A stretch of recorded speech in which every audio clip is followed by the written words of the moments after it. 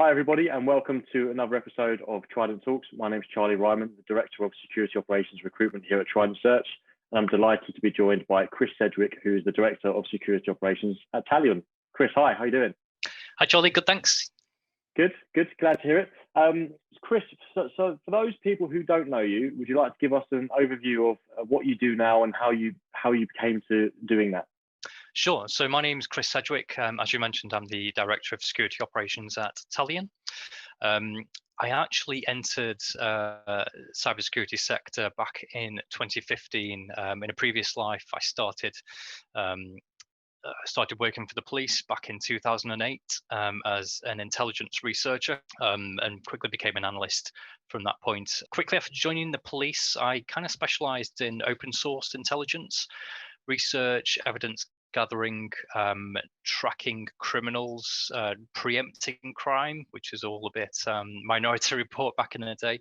To be honest, most of the open source intelligence was pretty life on Mars back in the day, but being able to take screen grabs of social media and then turning up at court with big evidence trails about how people are linked to phone numbers was very, very rewarding from a job satisfaction point of view. I then made the leap into cyber in 2015. Became a threat intelligence analyst because there was a demand for someone with either a police or a military intelligence background, because they've got quite a strong, rigid intelligence training functionality between both of those job sectors, with things like the national intelligence model, building strong intel capabilities amongst those two sectors. And yeah, I was brought in 2015 to establish a threat intelligence function within the Security Operations Centre. At the time, it was under BAE Systems Applied Intelligence at the Security Operations Centre in Leeds, and they had their SOCs been going since 2012. So it's almost a decade that office has been going. We went through a divestment process a couple of years ago, and that was completed in April last year, and now we operate under the name Talion. So effectively, we've been the same office, well, effectively since 2012, but there's obviously been quite a few new faces since then. But yeah, for all intents and purposes, it's been the Security Operations Centre for around about the past decade. In my current remit as Director of Security Operations, I still cover things like threat intelligence, but I look after our security analysts, our principal analysts, and we've got our own in-house content team as well. Okay, amazing, really good career history, and it's so vital to have that threat intelligence background now to accommodate the Security Operations Centre. So 2 points then, really. One being, from what I've seen over the last couple of years, it's hard for some companies who don't know about threat intelligence really to, I guess, correct me if I'm wrong, put an ROI on threat intelligence. If they're going to build out a threat intelligence team, I think this has been covered in a few of our videos before. So what would you say to an organization? How important is the threat intelligence arm feeding in information into a SOC? Well, obviously, given my career background, it's an interest of mine, and it's something that gives me enormous job satisfaction. But it's also being able to see the impact that you have, finding a bit of information, turning it into intelligence via extra context, and making it real for the client, but then ringing through to the client and saying, you're vulnerable to XYZ, or you've got certain threat actors that are likely to attack you in the near future. The ROI aspect is a key one. I think it goes back to making it real and making it actionable for the clients. We have a relatively small in-house threat intelligence team, but what they do is they focus on the key bits that matter. So our clients receive actionable intelligence bulletins about things like their top 5 threat actors that they should watch out for. These are your top 5, and these are the techniques that they're meant to use, and this is how we've got you covered. But these are the techniques that they are known to use, and there may be correlation across 3, 4, 5 of those threat actors, and our client may not have coverage for that particular technique.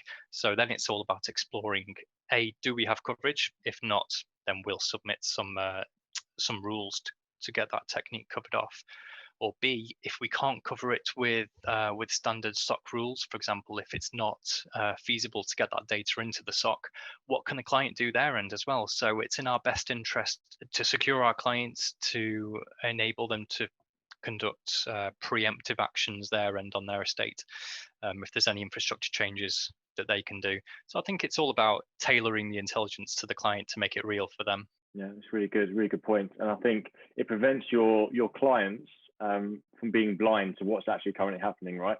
And then again, your security analysts who are working alongside those, they're going to know certain trends and what they're looking for. So very, very vital. And then secondly, you mentioned that you've been in security operations for over like the last 10 years. What has been the biggest thing that you've seen change within security operations within that time? I suppose it's got to be recently with the move from SIEM platforms to SOAR platforms that kind of lie on top of the SIEM platforms. When we were operating under BA Systems Applied Intelligence, we tended to, our core service was an MDR service, so we managed to detect, respond, fully comprehensive.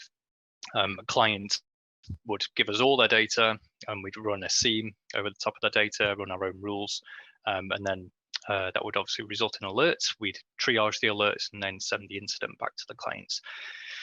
Now, the movement in the markets was that the bigger clients got and the more tech savvy they got, the more resources that were available in the markets, more security analysts that became available to do stuff in-house. So the movement was really about taking more of that onus that was sent to third parties, such as our office, taking more of that onus in-house. They wanted better control, more transparency. So along came SOAR and opened up an avenue to sit on top of SIEM. So the SOAR platform, which stands for Security Orchestration, Aggregation, and Response platform, will sit on top of the SIEM platform, and it will run a lot of automation over the top in what we call playbooks. Playbooks are generally designed to run on alerts that will only ever result in one or two ways with minimal analyst input. So it's all about leveling up the analysts that we do have to enable them to spend more time on the alerts that do matter, rather than the alerts that they'll spend 90% of their time with previously onto the SIEM platform. That way, the client can take their SIEM in-house and just give us the data, and we can run the SOAR on top. It's more of a flexible approach. There's things like if their analysts only operate Monday to Friday 9 to 5, we could offer out-of-hours support, surge demand, and it would enable us to focus on becoming sort of like a content experts rather than having to do the triage ourselves. Okay, so a SOAR tool then, for those people that don't know, it offers you a lot more flexibility from both a provider and then a client's perspective as well. So you can offer like a whole like MDR service, but then you can also offer like a hybrid service as well, leveraging all those technologies. And I guess as an analyst, what we see is people just get so annoyed with having to go through hundreds and hundreds of like false positives, and that will help kind of clear all that and allow you to focus on real incidents, I presume. So what is the main difference then for those that don't know between a SIEM tool and then a SOAR tool? So a SIEM tool will be capable of creating and running alerts over the top of data. The SOAR tool can then take those alerts and, I should say, boil them down, correlate them down. For example, if a client gets hit by a big phishing campaign, the analyst would only ever see one case within the SOAR platform as opposed to 50, 60 alerts within the SIEM platform. So reducing the contact time that an analyst has with an alert by boiling it down, condensing it down into what they need to see. It adds context because they instantly know that 60 people have received this phishing or targeted phishing email. But secondly, it cuts down on burnout. Like I said at the start, it enables them to spend more time on the more in-depth investigations that may need more time to look at. It's probably made your job a lot easier than helping keeping your analysts happy, I guess. Yeah, from a job satisfaction point of view, it's it's more rewarding when they're not dealing with random scanning from China day in, day out. Yeah. And do you think you need or people, other MSSPs or end users, they would need a separate, the answer to this is probably no, but a separate team to purely work on SOAR technologies? Do you think there's a little gap in the market now, or there's a skills gap, or are analysts at Talion are able to kind of operate at that, or do you need like team content engineers and things like that? Yeah, good question. So we've gone down the separate route because we see an inherent difference between our own content team in-house, which focus solely on the SEAM platform. And obviously the SEAM platform content team is still heavily needed because we can take fully fledged alerts within the SOAR platform, but we'd still need our own bespoke rules within the SEAM platform to get sent to the SOAR in the first place. We see a difference between the content team, where they'll follow very much an engineer role, a very much a defined process for creating those rules and coming up with new ideas for rules. And then on the other side of things, you've got the SOAR team, which I see very much more as a creative kind of team. It's largely a blank slate where there's a lot of integrations that are possible within the SOAR platform, a lot of API hooks that we can bake into an analyst view or an analyst dashboard. We can tailor it to what the analyst wants to see. There's automation things like remediation on network, on host devices. There's a lot of scope for being creative. So I think that there's a real difference between having an engineer and a developer that I think hinges on a tried and tested approach that an engineer would take versus something a bit more creative that a developer would work on.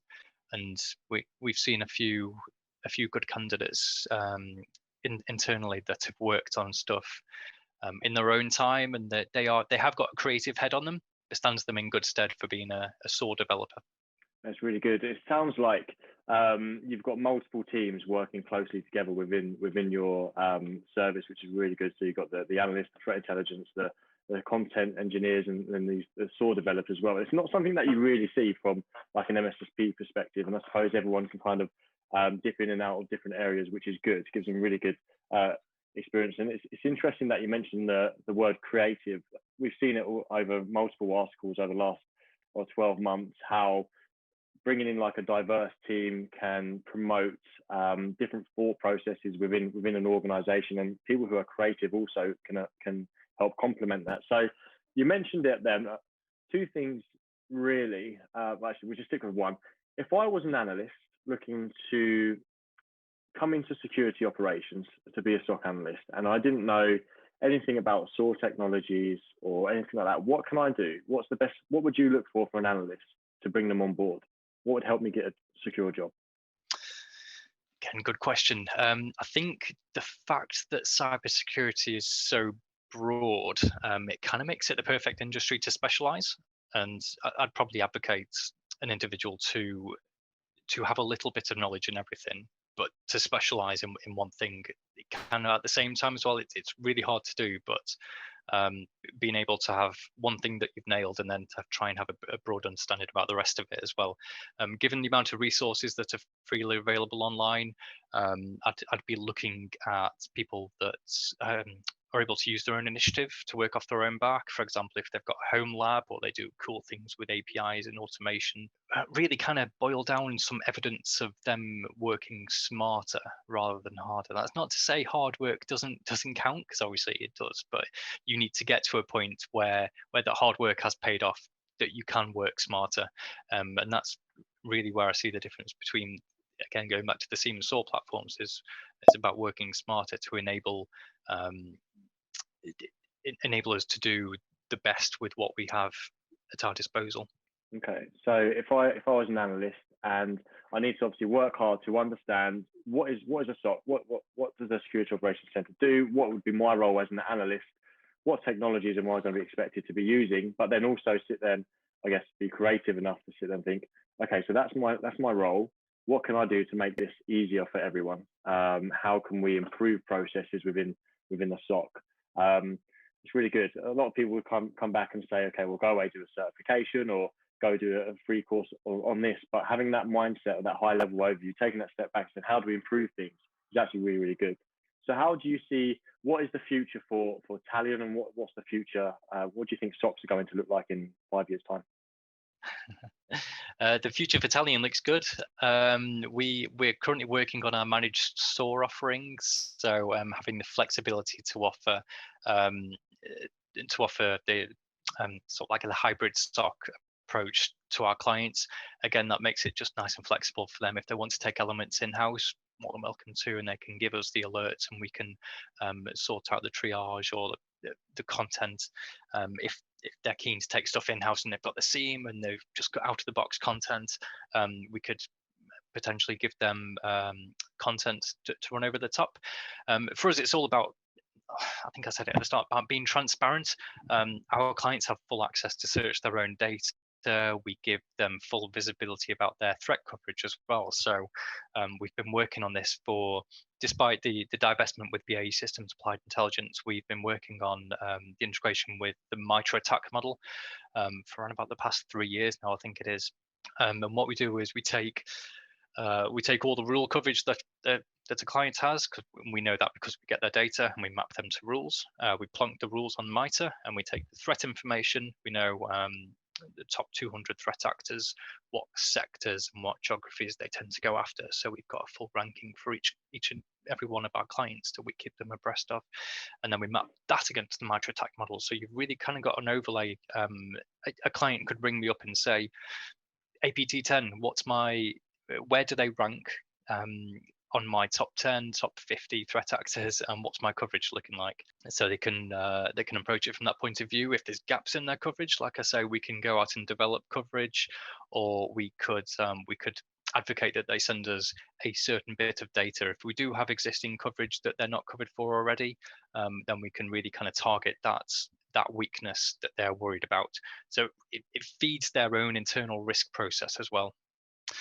And then about collaboration, really. That's what hybrid SOC's all about. Their analysts talking directly to our analysts within the portal itself, joint analyst working.